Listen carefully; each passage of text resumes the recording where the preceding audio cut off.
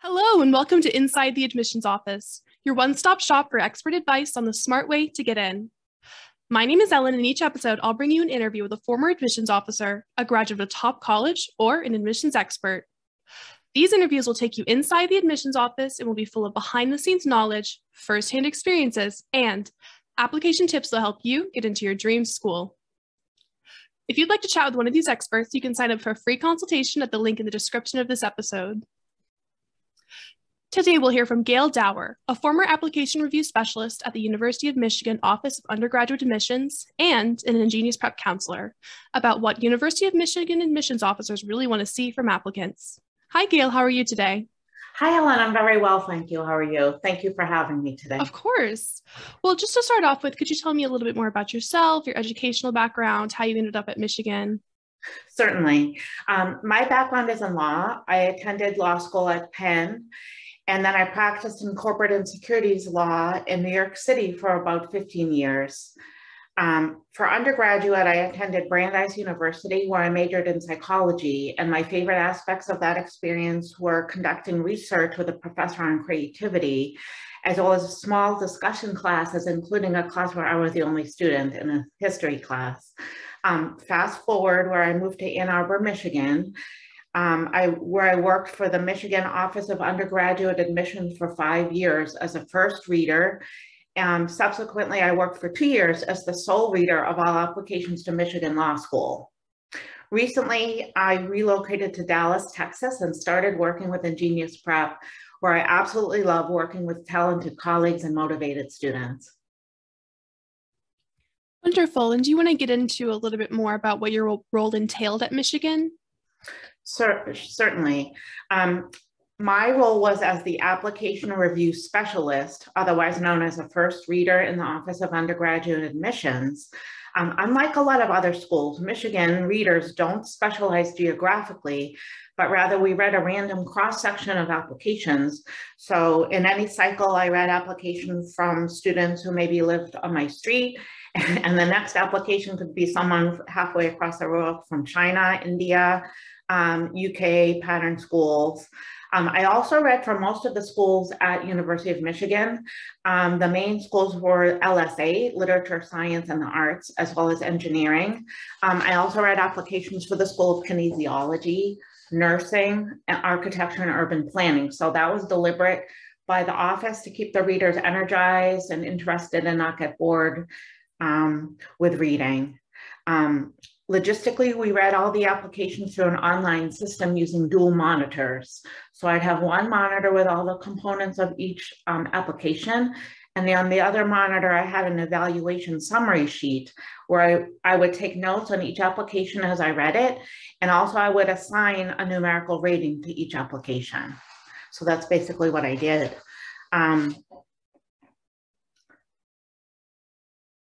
That's really interesting. I actually didn't know that about Michigan not having that geographic aspect. I know that we often talk to students about that and we tell them, that your competition is people from your school and the other schools in your geography. So is there any piece of strategy or considerations that students should have when they're applying to Michigan, knowing that they're not going to be compared exactly to people in their region, but more they're going to be read next to people worldwide?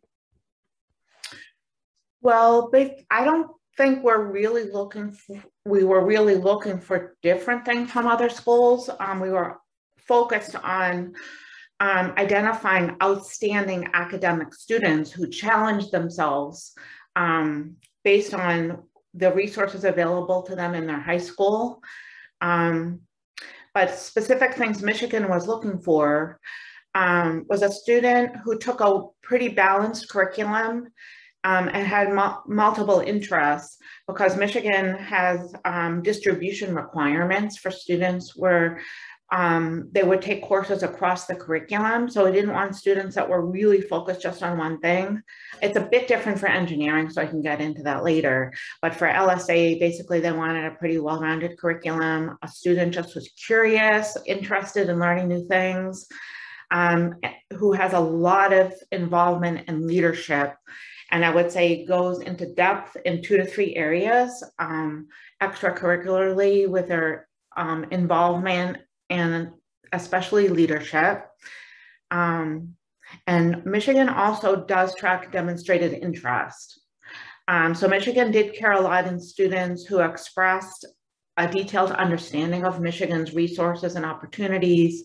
Ideally, these were the days before COVID, students who visited campus and were familiar with what the school had to offer and how they could articulate how they would fit into the school.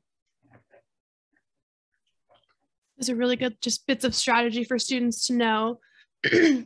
And what would you say makes the University of Michigan unique in comparison to other elite schools? Obviously, it's a larger public university, but outside of that? Well, one way that Michigan is different from other elite schools is that it's really a research powerhouse. It's rated consistently among the top universities in research spending. So research is really fundamental to the school's mission in STEM, but in any academic discipline, it's really, Michigan really stresses research, working with professors in whatever capacity that is. Also, one thing that I would read a lot in applications was that for students who are undecided as to their major or their interests, Michigan's a great option because Michigan's consistently rated among the top 10 programs in almost every discipline. So you can't go too wrong there. Whatever you decide to major in, it's likely that Michigan's top rated in that department.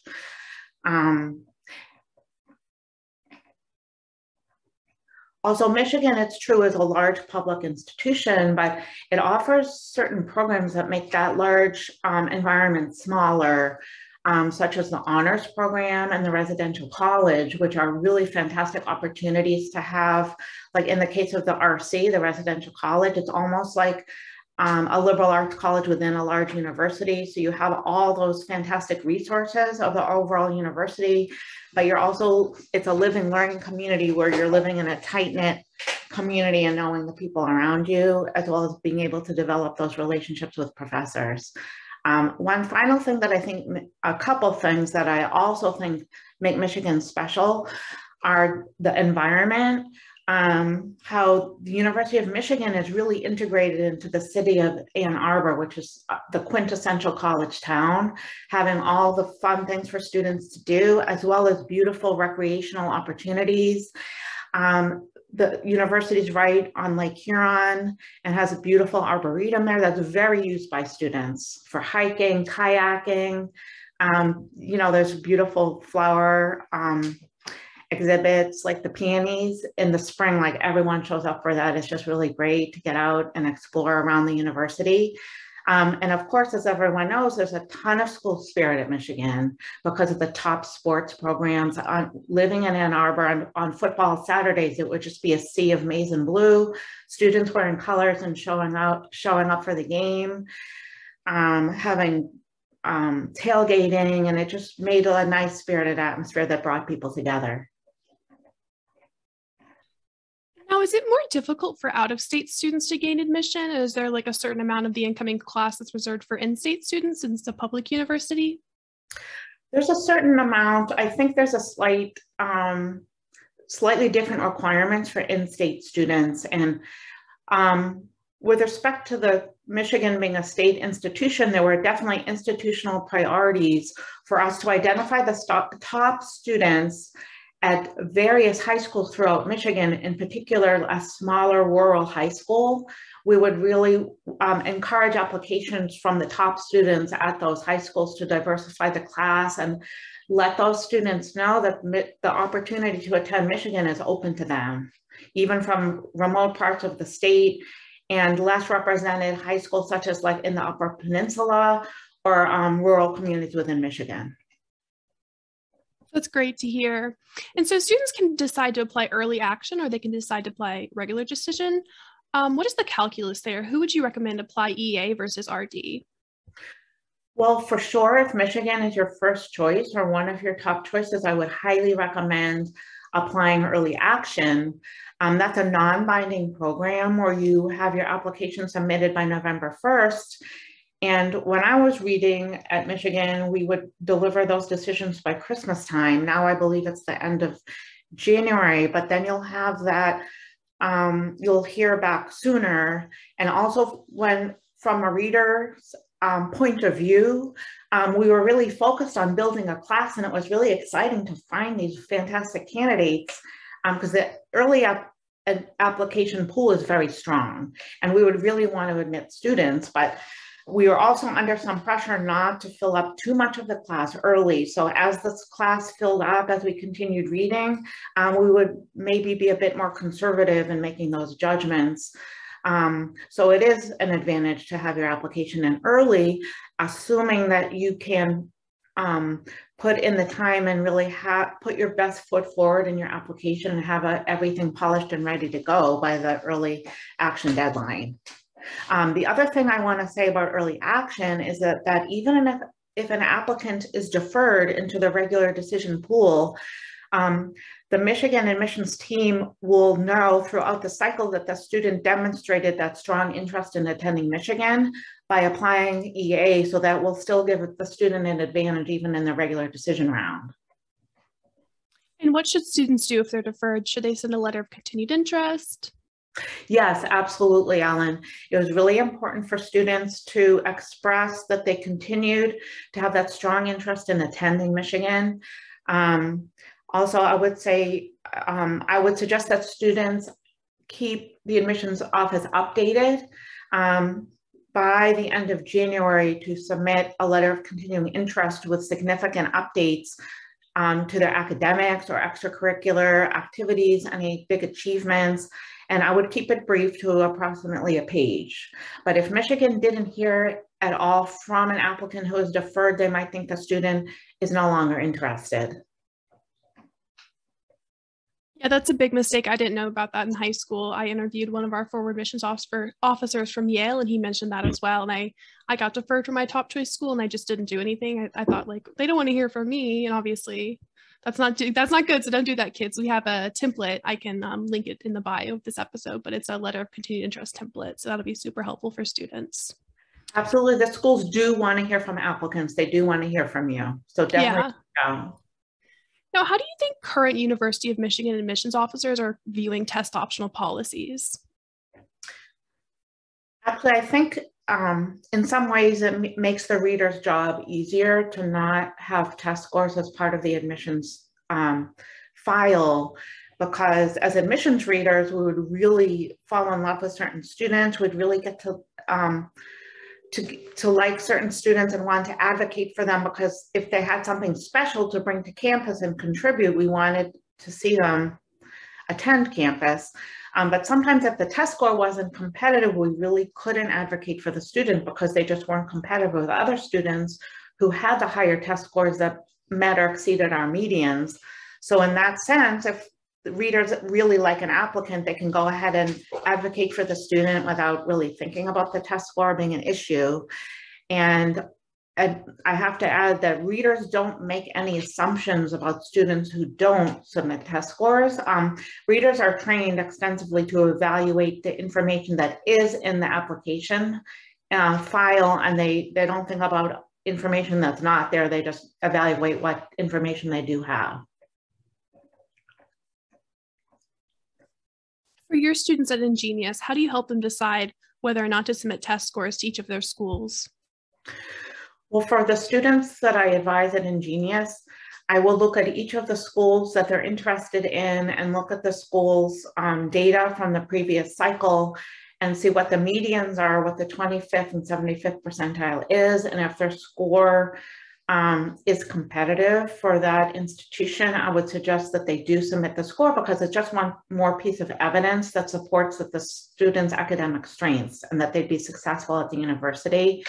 But if the student's score isn't consistent with their academic performance in their classes, if they don't feel that the score accurately represents their potential, I think they'd feel more comfortable without submitting the test score, and I think that's fine. Do you use pre-COVID data? Because it seems to me that the data from the last admission cycle, the test scores would be kind of weighted bias kind of high because the only students submitting were the students who did really well on them. So is that a concern or something that you think about? Yes, definitely. I mean, I always look at the most recent cycle because that's the most recent data that we have. But I do think because COVID did skew the standardized testing data, we do look at the pre-COVID medians as well and take that into account. That's probably more accurately reflecting the test score medians that will be in effect for this cycle. Could you walk me through a day in the life of a University of Michigan admissions officer in each season? Sure. So we would start the season sometime in September, and there are a lot of admissions readers. I think in my last cycle, there were maybe 80 readers because we're all part-time. So in September, we'd come into the office and we'd have a week of intensive training where we work with the supervisor of all the readers, and the head of the admissions office would come talk to us, and we'd also have training by a senior admissions officer who specialized in international applications. We go through case studies, we present on the board and just talk about best practices and also get up to date on any admissions developments since the last season. So during the early action period for about 3 weeks, that was the busiest time for readers in the admissions office. We'd have double application volume to review during that time. So that would be about 120 applications a week would be responsible for reviewing. We would receive new applications in our queue on Monday morning, and we'd need to be finished reading and evaluating and assigning ratings to those applications by that Sunday night. So Thanksgiving, we would eat turkey and then we'd go back to our desk and keep reading applications. So the busiest time of year definitely was early action, and that's followed by February was another busy surge in applications for regular decision. So like I said earlier, the readers would use a dual monitor system. Everything was read electronically. And then as I read each application, I would enter detailed comments and sort of make a roadmap for future admissions officers to review the applications and finalize the ratings.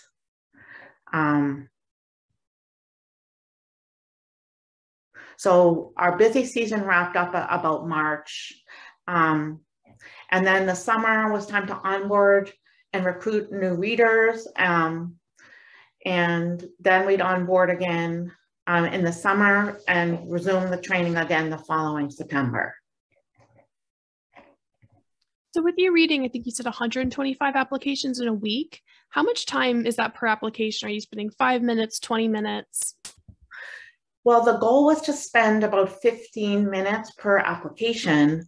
But it really, the time that we spent on each application would vary a lot because for certain high schools, they were what we call feeder schools to Michigan, where I'd be really familiar with the school, its curricular offerings, and just the curriculum that was offered at that school and what the typical admissible candidate from the school looked like.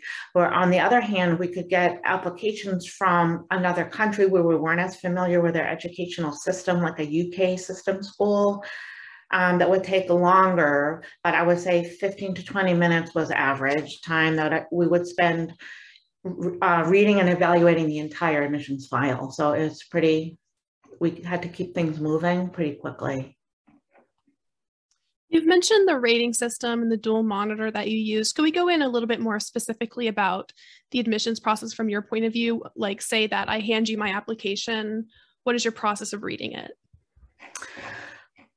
For me, I would start by reviewing, first of all, the information that I had on the high school. And we had an extensive database where we could look up information for each school in the United States. We had more information on schools that were feeders who sent a lot of applications to Michigan and where we accepted students in the past. I would want to get familiar with each school's environment and offerings. The next thing I would do is review the student's transcript, and I would actually go through and I would count the number of academic courses that they had. And within that, I would count the number of honors and AP or IB classes to understand the course rigor that the student had in relation to what was offered to them. And I'd want to look for increasing rigor over the course of high school, and for competitive applicants that they took a good chunk of those competitive courses that were available to them.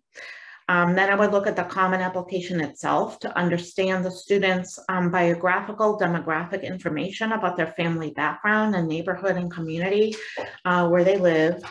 Then I would read their essays, their common app personal essay, as well as the supplemental essays that Michigan required, which were 3 at that time. Of course, I would also review their letters of recommendation, typically 2, and then maybe an outside. Occasionally students had a 3rd one from someone like a coach or someone who knew them from outside the classroom. And then for each of those application components, I would make notes on the summary sheet, and then I would arrive at a final rating where I put all those pieces of the puzzle together, and then I would submit all that information electronically through our system. And then who makes the final decision about which of these students are getting in? Well, after my read was completed, the application would go for an independent second read by another reader in our office, where they wouldn't see my rating of the student or my comments. And then typically, depending on how close the 2 evaluations were, that could be the end of the process. But if there was a large variance in between the 2 ratings, then the applicant and their file would go to an evaluator who would try to reconcile the 2 ratings. For certain students, though, if the student had something really special to offer, if they made a compelling case for admission, but there were reasons to have a reservation about their admissibility, that's a student that would go to committee, where we would advocate for the student through our ratings and our rationale for them, and then the committee would make the ultimate determination.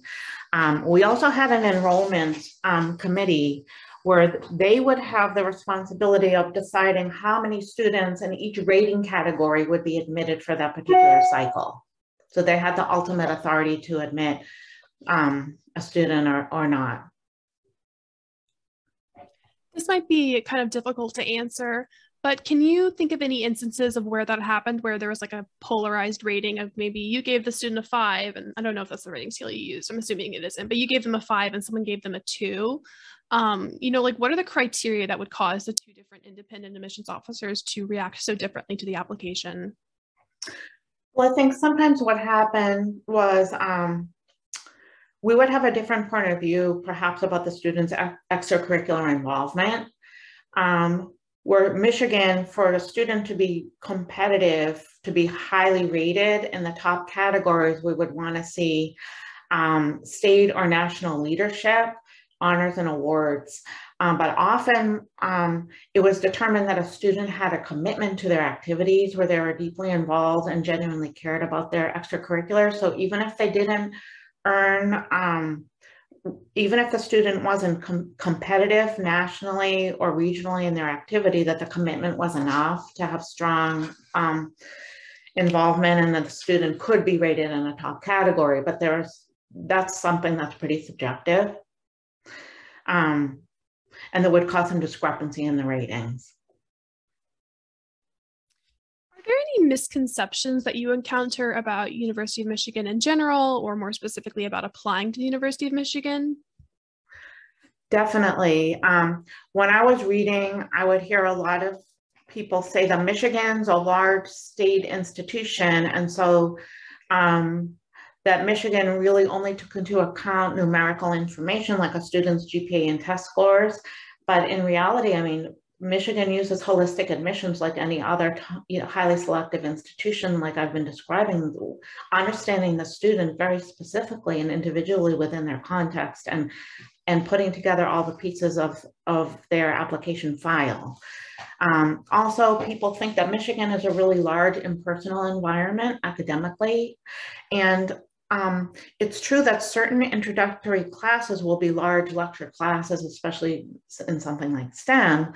But Michigan does offer first-year seminars that are small discussion classes of this. And Michigan also has the honors college and the residential college, which offer that chance for a close-knit environment while having the resources of a large institution. And there are a lot of opportunities at Michigan to be known and to know faculty, interact with faculty, do research with faculty.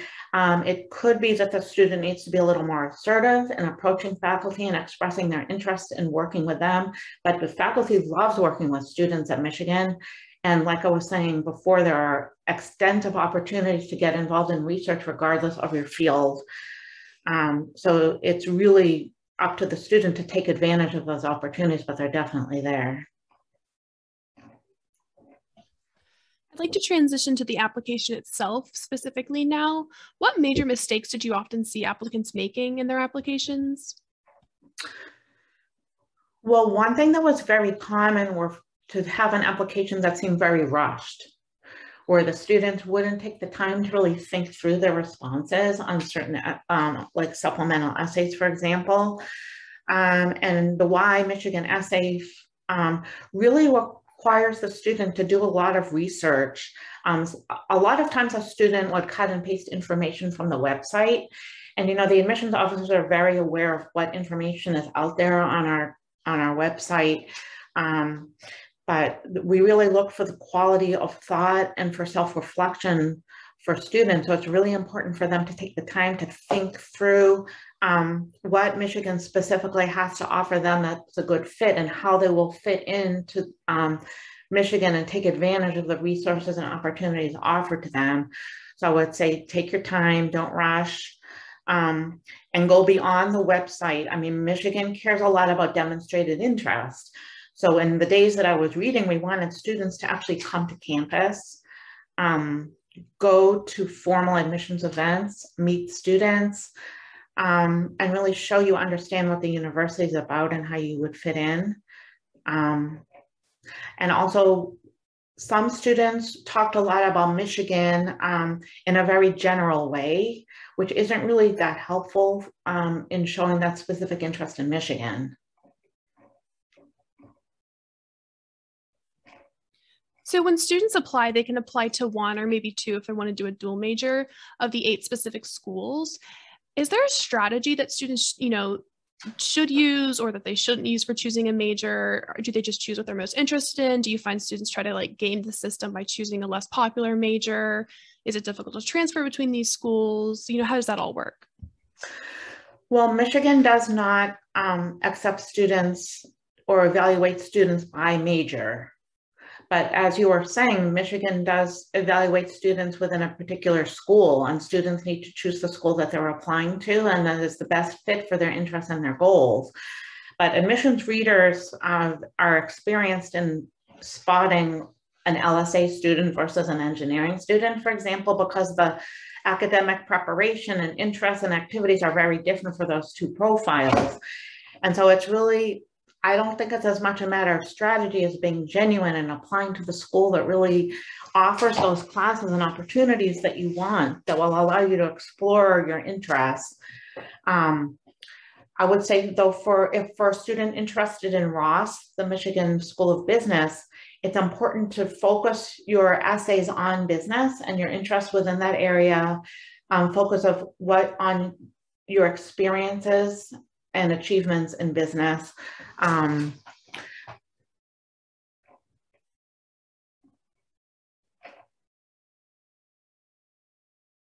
finished answering that one. Okay.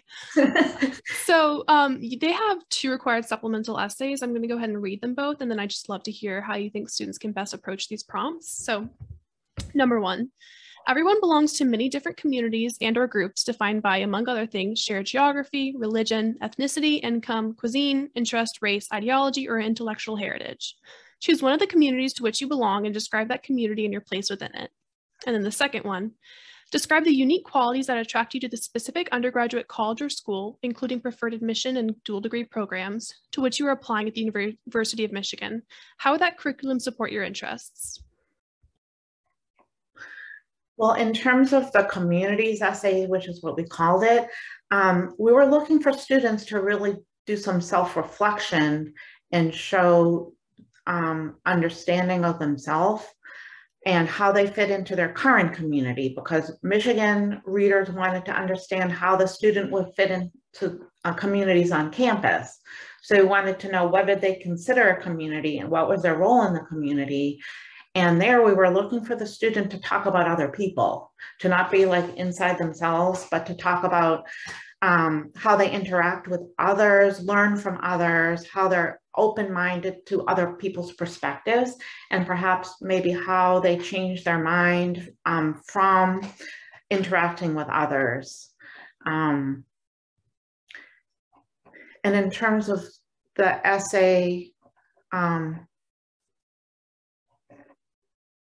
Why Michigan essay, we were looking for students who really understood specifically what opportunities at Michigan they were a good fit for their individual interests and goals. So there I would say I always push students to be as specific as possible. Ideally, a student would understand if they do have an intended major, they would understand the professors within the department they're interested in, the professor's research and scholarship and how they would want to be involved in that. Also, they would look at student clubs and express a lot of enthusiasm about the clubs that they could see themselves participating in, that maybe reflected what they were doing in high school and things they wanted to continue. But don't be general, be super specific about Michigan and things. Try to picture yourself on campus, what you'd be doing academically, extracurricularly, and allow the admissions reader to see that too, to see how you would fit into campus. You want to paint a very clear picture for that. And are there any mistakes that you often see in the supplemental essays as you were reading them? Certainly. I mean, a lot of students, like I was saying, would put together sort of a rushed application and would cut and paste from the website. And even if the reader didn't read the website, the fact that multiple students did that made us aware that students were just cutting and pasting, that they didn't go beyond the website to investigate, to look deeper into the faculty, the resources, special programs that they would take advantage of. And so that to me indicated that they weren't really genuinely interested in Michigan, or they would have dug deeper. Also before COVID, I really wanted students to come to campus to participate in admissions and recruiting events. And if they couldn't come to campus, reach out to current students, reach out to alumni. Michigan has a huge alumni base who love the school. There's a lot of school spirit and they're happy. There are a lot of Michigan alumni who are happy to talk to you. Just reach a little deeper. And you really need to demonstrate your interest by getting out there and interacting with admissions staff, coming to campus, talking to people, reaching out to heads of student leaders of clubs, and be as specific as possible.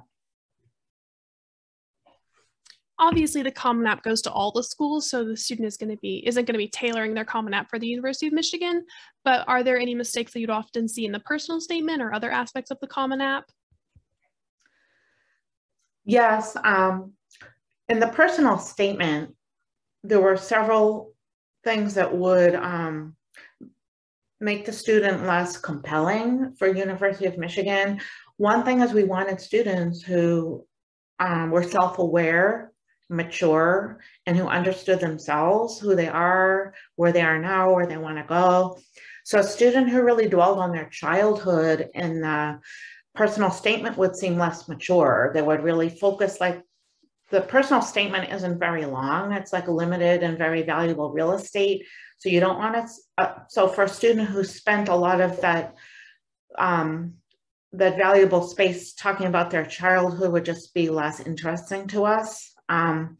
We wanted to hear about a student being aware of how they've grown and how they've learned and what their strengths and weaknesses are, because that student would more be ready. We would look for a student who is ready to tackle the challenges academically and socially on a college campus. So someone who had a lot of grit and resilience, who was ready to come to campus, and especially for students from out of state, we look for students who expressed and showed those personal skills and abilities so they would be ready to make a smooth transition to college. Some students commonly would talk about their interest in Michigan, but they would substitute another college name, which I know students are cutting and pasting the essays, but to me it showed that they lacked attention to detail, which was a really important thing to be successful on campus and academically, and they would be really general.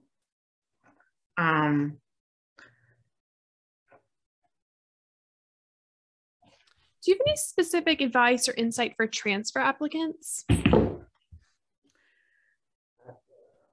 Michigan had a specialized readers for transfer applications, so I really wasn't involved in that process, but my understanding and what I convey to my current transfer students is that it's critical for students to understand the programs and resources that Michigan offers and how they would take advantage of those resources, because Michigan cares a lot about identifying the fit of the students for our campus, for faculty, specific research that the student wants to get involved in, other programs that Michigan offers, like community service, or we want to see students evidence their understanding of the resources at Michigan, and ideally a student who's visited campus or at least has researched faculty, what the faculty is working on in their research and scholarship, and knows how they'll fit in to Michigan. And particularly a student who's already in college, Michigan looks for more advanced understanding of Michigan's programs and how the student would fit in to those programs and opportunities. And similarly, do you have any advice for international applicants? For international applications, you just have to know that the Michigan readers are extensively trained in reading international applications from really all the countries out there. One thing though is that Michigan academics are challenging, and so the readers and in general would be focused on a student's English language ability, that we would want to make sure a student could successfully handle the academics at Michigan, which is challenging to begin with, but with English not being some applicants' first language, we would want evidence that the student could successfully participate in the classroom at a high level. And it's you know, Michigan's a state institution prioritizing students from within Michigan. And so it was very challenging for international applicants. That makes sense. And for students who are younger, you know, maybe they're in freshman or sophomore year of high school, maybe they're even in middle school right now, but they really want to go to the University of Michigan. What can they do right now to build their profile? Well, for sure, you know, Michigan is really cares a lot about a student being a leader in his or her community. So that's one thing to think about, is how can you get involved in your school community and your local community in terms of leadership of existing clubs, but especially Michigan loves to see students who start a club or other organization, because that creates opportunities for other students. And so that's ideal if there is a chance to form your own club or organization. That's a fantastic way to demonstrate leadership. It's also really important to cultivate your writing skills, because Michigan's looking for exceptional writing style, as well as that individual creative voice in the essays. And one thing that's the most important is to make sure you challenge yourself based on the courses that your school offers. Because Michigan in the end wants to make sure you have a curriculum that's competitive for your high school. And then Michigan readers are going to compare your curriculum to that of the other students that were accepted from your same high school in the previous year. So that's, you want to make sure just to challenge yourself in any courses where you enjoy the material and you feel that you can be successful. And I would say for students interested in engineering, there are required classes and curriculum for that school. You want to be taking calculus if your school offers it. And because Michigan engineering cares a lot about strength in math and high-level math classes, and you want to be taking AP or equivalent physics and chemistry, that just go on the website, because Michigan is pretty transparent in talking about the academic preparations that they want to see for each school. Do you have any additional words of wisdom to share for applicants about Michigan or just applying in general? Yes, I do. I would say just start as early as you can in researching schools, and use those school breaks to walk around campuses and feel the vibe and just think about how you'd fit into that community. Take challenging classes whenever you can in each area that you enjoy. And you want to just be involved in your community, starting with your high school. In addition, you want ideally to make an impact on people around you in your school and your local community. And in terms of your application itself, I would say you just want to be genuine about your interests and goals. Use your own words, and just know that admissions officers are looking to build a class, and they really want to get to know applicants, and they want to get to know you as a person. So let your own personality and your genuine self shine through on your application. Thank you so much for joining us today, Gail. I'm sure our listeners appreciate your insight into admissions at the University of Michigan. For more information, check out our blog linked in the episode description. I'll also link some helpful blogs specifically about the University of Michigan. If you have any questions or would like to request a topic for a future episode, go ahead and give us a follow and send us a message on social media with the hashtag #InsideAdmissions. That's all for now. Thank you for listening, and I hope you'll join me next time as we continue our journey inside the admissions office.